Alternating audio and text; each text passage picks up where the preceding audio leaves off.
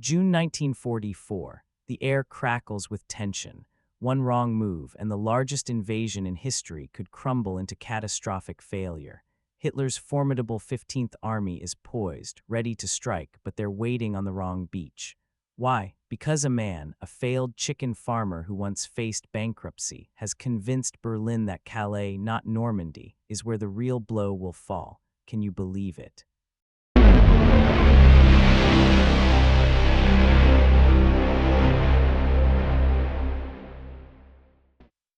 1,000 Allied spies operating in the shadows owe their lives to the make-believe army this one man conjured on paper.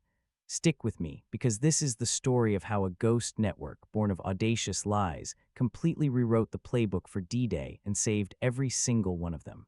Let's set the stage. The Atlantic Wall, not just a line on a map, but a concrete and steel monstrosity stretching from Norway to Spain.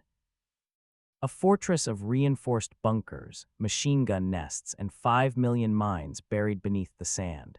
Allied planners knew the grim reality. If German divisions reached the invasion beaches within 48 hours, those sands would become a kill zone. The only chance for the invasion to succeed was to keep Hitler's 15th Army pinned down for at least 2 critical weeks. This couldn't be achieved with bullets or bombs. It had to be done with something far more insidious: lies. As Churchill bluntly put it, in war, truth is so precious that she should always be attended by a bodyguard of lies. That bodyguard was Operation Bodyguard, a mission of deception whose nerve center was a quiet London townhouse. All they needed was the perfect liar to lead the charge. Meet the unlikely hero of our story, Juan Pujol Garcia. An idealist with a profound allergy to fascism, he wasn't typical spy material. After pestering the Spanish consulate, he wangled a German passport, walked into the WWII office in Madrid and declared, "I want to spy for the Reich."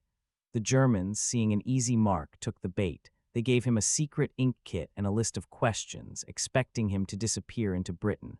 But Pujol had other plans. He went to Lisbon, bought a tourist guide to England, and from his hotel room began writing intelligence reports straight out of his imagination. For 9 astonishing months, he spun an elaborate web, inventing a colorful cast of 27 entirely fictional agents. The Germans swallowed every word. Meanwhile, British intelligence agency MI5 was intercepting these fantastical reports. They couldn't believe their luck. Here was a German agent, unintentionally building a network of phantom spies for them. In 1942, they smuggled Pujol into Britain, gave him the codename Garbo, and handed him a new mission: become the greatest liar in the war. This is where deception became an industry. The 20 Committee, named because the Roman numeral XX looks like a double cross, transformed lying into an assembly line. Every double agent they controlled became a lever in this grand mechanism. Each was instructed to feed Berlin a carefully calibrated diet: 95% verifiable truth mixed with a 5% dose of lethal fiction. Enough truth to build credibility, just enough fiction to sow catastrophic doubt. Radio operators worked in 12-hour shifts, tapping out coded messages. Scriptwriters invented mundane details to flesh out the fictional lives of Garbo's agents. The grand goal was to sell the fiction that the real invasion would strike at Calais, led by the one general Hitler truly feared, George S. Patton.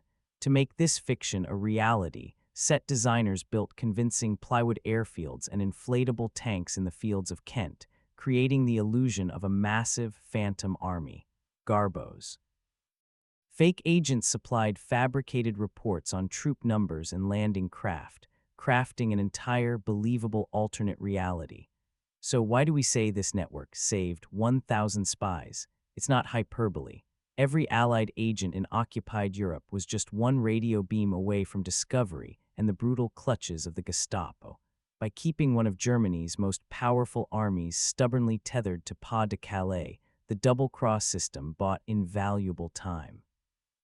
This time was a lifeline for the Jedburgh teams arming the resistance, for SAS raiders conducting lightning strikes, and for countless local saboteurs blowing up railway lines. It bought them the chance to complete their missions and, crucially, to escape. After the war, records revealed a staggering truth. 967 Allied personnel escaped capture or death because German reinforcements never reached Normandy in force. 1,000 real lives, spies, saboteurs, and soldiers, all balanced on the ingenuity of a man who once sold eggs for a living.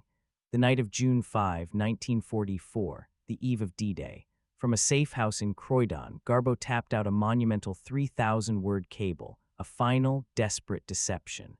He reported that the main assault was imminent, but that signs pointed to Normandy as a feint. The real strike would still come at Calais. This message landed on Hitler's desk at 4 a.m. on June 6. The Führer, utterly convinced by Garbo's long-standing credibility, refused to release the 15th Army. On the beaches of Omaha, Utah, Gold, Juneau, and Sword, men still bled and fought with unimaginable courage. But because of Garbo's monumental lie, the beaches held. For 7 critical weeks after D-Day, the Germans waited for a second invasion that never came. This allowed Allied boots to push 50 miles inland and secure a firm foothold in France. By the time Berlin finally realized the colossal con, the Atlantic Wall was little more than a souvenir. Garbo's final message to his German handler ended with a delicious jab. "I am disgusted with the lack of vision shown by your superiors." The Abwehr, still trusting him, wired him a pension. Pujol then faked his own death from malaria, disappearing completely. He only resurfaced in 1984, tracked down by a documentary crew, and died quietly in Caracas in 1988, a man who once held the world's fate in his hands. But the story doesn't end there.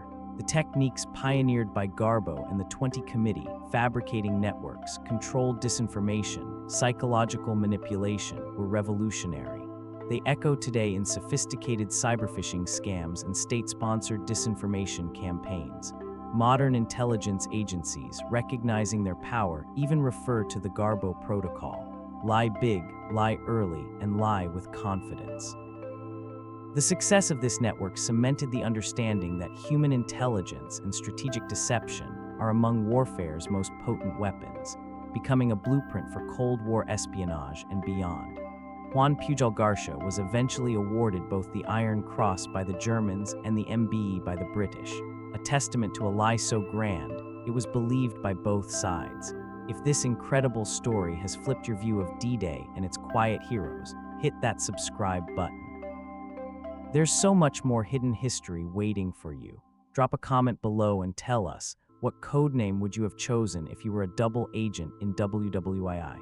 And please, share this video with that friend who still thinks espionage is all tuxedos, martinis, and gadgets. Let's recap. A humble chicken farmer, through sheer audacity, invents 27 imaginary agents. He then weaves a tale so convincing that the Nazis stake their entire defense on it. In doing so, this single, improbable man saves 1,000 real lives.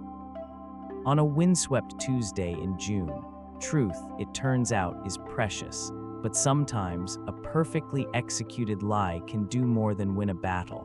It can win a war and change the course of history forever.